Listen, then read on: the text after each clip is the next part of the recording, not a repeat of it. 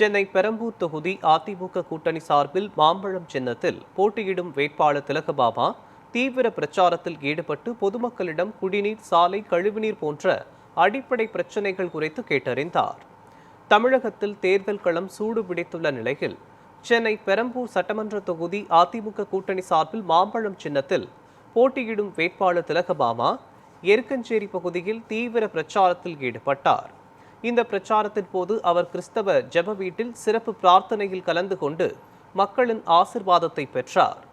பின்னர் டீ கடைகள் உள்ளிட்ட இடங்களில் பொதுமக்களை நேரில் சந்தித்து குடிநீர், சாலை, கழிவுநீர் போன்ற அடிப்படை பிரச்சினைகள் குறித்து கேட்டறிந்தார்.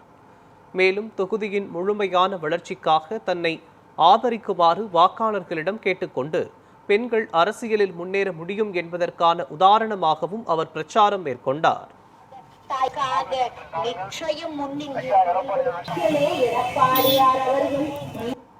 திட்டங்கள் எல்லாம் நிறைவேற்றும்